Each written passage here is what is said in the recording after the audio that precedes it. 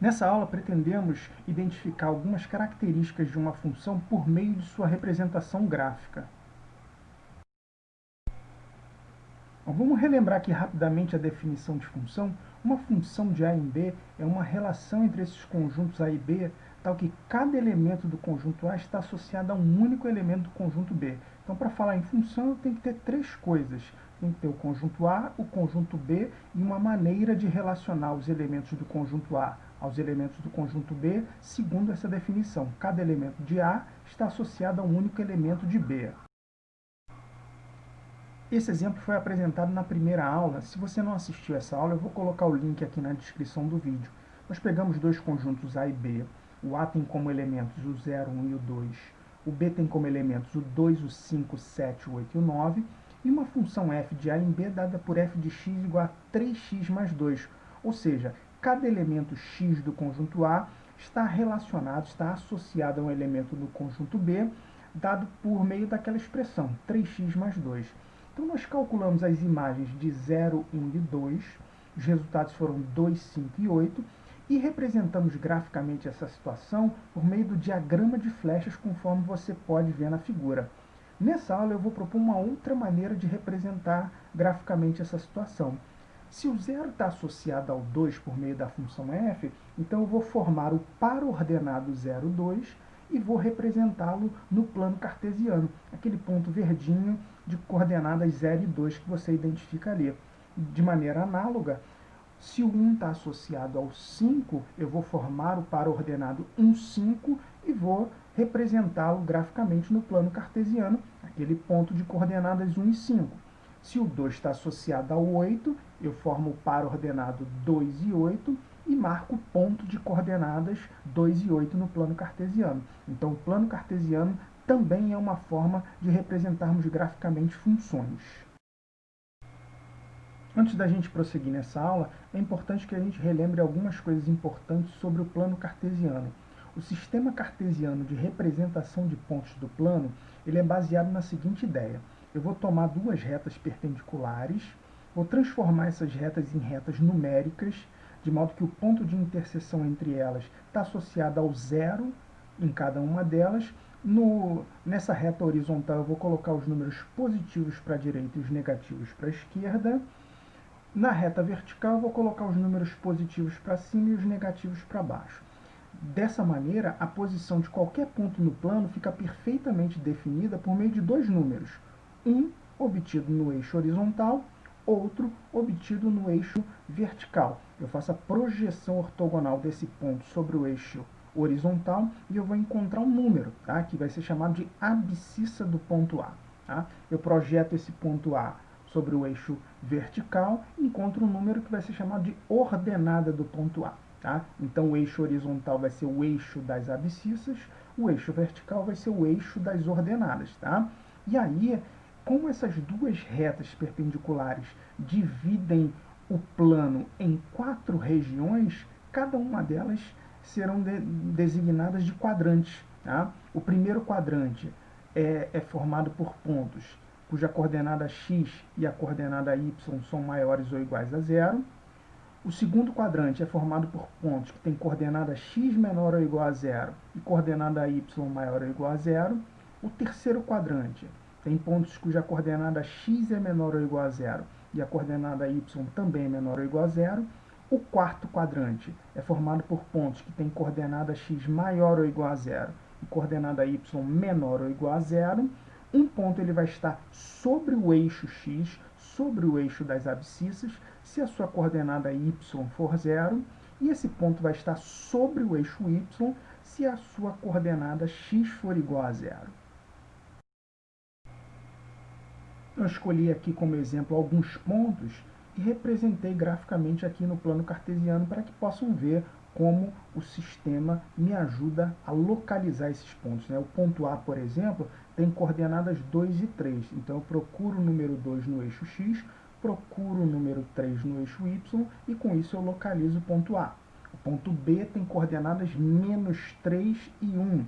Então, da mesma maneira, localizo menos 3 no eixo x, 1 no eixo y, defino com isso a posição do ponto B. Ponto C tem coordenadas menos 2 e menos 2. Então, menos 2 no eixo x, menos 2 no eixo y, defino a posição do ponto C. O ponto D tem coordenadas 4 e menos 3. Então, localizo lá 4 no eixo x, menos 3 no eixo y, defino a posição do ponto D. Tá? O ponto E tem coordenadas 5 e 0, então como ele tem a coordenada y igual a 0, ele está sobre o eixo x, tá? Determinado lá pelo x igual a 5. O ponto F tem coordenadas 0 e 4, como a coordenada x dele vale 0, então ele está sobre o eixo y, e a posição dele está determinada lá pelo y igual a 4. E o ponto O tem coordenadas 0 e 0, ele é a origem do nosso sistema de coordenadas. Bem, retomando aqui a conversa sobre a representação gráfica de funções, a gente já viu que o diagrama de flechas é uma maneira de representar graficamente as funções. Porém, ele não mostra para a gente determinadas características dessa função. É por isso que a gente vai representá-las no plano cartesiano. E aí, para isso, a gente vai definir o que é o gráfico de uma função. Dada uma função de A em B, o conjunto de todos os pontos do plano cartesiano da forma xf de x é o gráfico dessa função. Ou seja, eu vou pegar pares ordenados em que a primeira coordenada é escolhida no conjunto A e a segunda coordenada é a imagem desse elemento. E vou marcar no plano cartesiano todos os pontos dessa forma. Com isso eu vou construir o gráfico dessa função e eu vou conseguir enxergar determinadas características dessa função, principalmente quando os conjuntos A e B são conjuntos com uma infinidade de elementos. Então, com o gráfico de uma função, por exemplo, eu consigo enxergar o domínio dessa função. É a projeção desse gráfico sobre o eixo horizontal, sobre o eixo x. Eu consigo enxergar também o conjunto imagem dessa função, que é a projeção desse gráfico sobre o eixo y.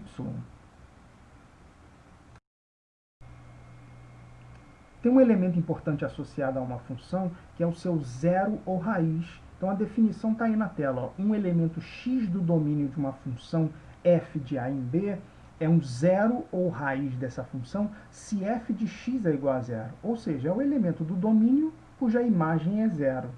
E é muito simples enxergar isso no gráfico, porque esse elemento ele é a abscissa do ponto onde o gráfico corta o eixo horizontal, onde o gráfico corta o eixo x. Então, se você localizou o ponto onde o gráfico da função corta o eixo x, a primeira coordenada desse ponto, a abscissa desse ponto, é um zero ou raiz dessa função. Eu falo um zero ou raiz dessa função, tá? Porque uma função ela pode ter vários zeros. Tá? O gráfico dela pode cortar várias vezes o eixo x. Nós podemos classificar uma função como crescente ou decrescente em um intervalo do seu domínio. Dizemos que f de a em b ela é crescente em um intervalo i contido no domínio A dessa função se, dados dois elementos x1 e x2 arbitrários de i, tem-se que o x1 menor que o x2 implica que o f de x1 é menor que o f de x2. O que isso quer dizer? À medida em que você aumenta os valores de x, você obtém imagens cada vez maiores. Por meio do gráfico é muito simples de identificar isso e você identifica nesses dois trechos aí do gráfico indicados com f é crescente. Agora, dizemos que f de a em b é decrescente em um intervalo i contido em A se, dados dois elementos x1 e x2 arbitrários de i, tem-se que x1 menor que x2 implica que o f de x1 é maior que o f de x2. Em outras palavras, à medida em que você aumenta os valores de x, você obtém imagens cada vez menores. Isso ocorre justamente naquele trecho ali indicado no gráfico com f é decrescente. Um último aspecto que a gente vai analisar por meio do gráfico de uma função é o estudo do sinal dessa função. Estudar o sinal de uma função é determinar os valores de x para os quais f de x é maior do que zero ou f de x é menor do que zero. Ou seja, procurar os elementos do domínio que têm imagens positivas ou que têm imagens negativas. Tá? Como é que eu identifico os elementos do domínio que têm imagens positivas? Tá? Procurando as coordenadas x dos pontos do gráfico que estão acima do eixo x, porque esses pontos estão associados a coordenadas y, que são números positivos. Tá? E como é que eu descubro quais são os elementos do domínio que têm imagens negativas? Procurando os valores de x que estão associados a pontos do gráfico que estão abaixo do eixo x, porque para esses pontos eles têm coordenada y negativa. Então o gráfico me ajuda a identificar se as imagens são positivas ou se as imagens são negativas em determinados intervalos do domínio.